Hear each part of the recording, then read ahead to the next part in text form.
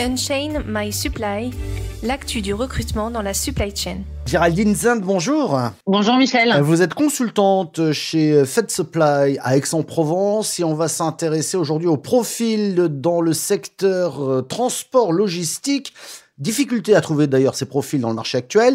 Mais on va s'intéresser, si vous le voulez bien, tout d'abord au secteur du transport lui-même. Alors tout d'abord, le secteur des transports connaît des transformations afin de s'adapter à l'e-commerce, à l'internationalisation des échanges, aux nouveaux modes de consommation ou encore aux contraintes environnementales. Il est l'un des secteurs les plus variés, dynamiques et créateurs d'emplois pour des métiers passionnants. Alors très bien, mais quel type de métier trouvons-nous dans le transport ? Alors le secteur du transport et de la logistique, c'est plus de 60 métiers accessibles du CAP au Bac+6 qui recrutent.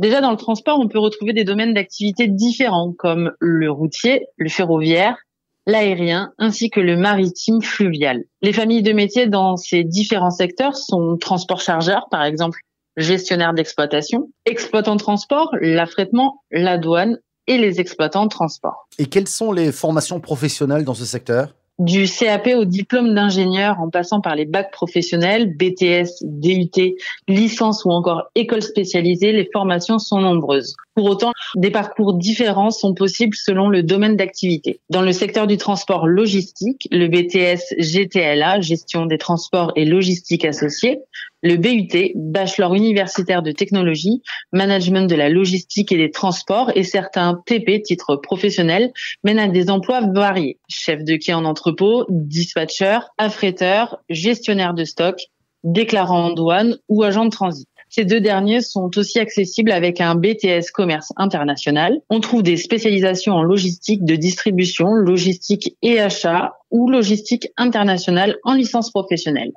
Le management supply chain est proposé en master, en école de commerce ou d'ingénieur. Plusieurs écoles sont affiliées à la branche professionnelle.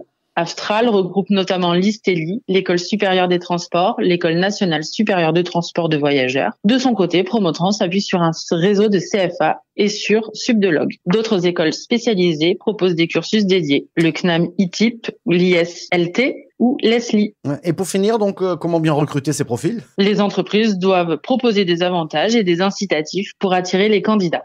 Les avantages peuvent inclure des horaires flexibles, des avantages sociaux, des vacances supplémentaires, des primes, etc. Depuis la crise Covid, il est vrai que la qualité de vie au travail prime sur les prérequis des candidats aujourd'hui. Nous sommes sur un marché tendu de candidats et les moyens à mettre en œuvre pour attirer ce type de profil sont divers. Maintenant, les entreprises sont armées pour développer les nouveaux outils de communication et travailler leur image de marque. Elles doivent faire connaître leur entreprise, travailler sur leur marque employeur et attirer des candidats via des nouveaux modes de communication. Merci beaucoup pour toutes ces précisions. Merci Michel.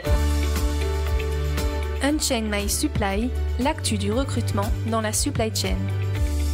Suivez le cabinet de recrutement Fed Supply sur nos réseaux sociaux et consultez nos dernières offres d'emploi sur notre site dédié.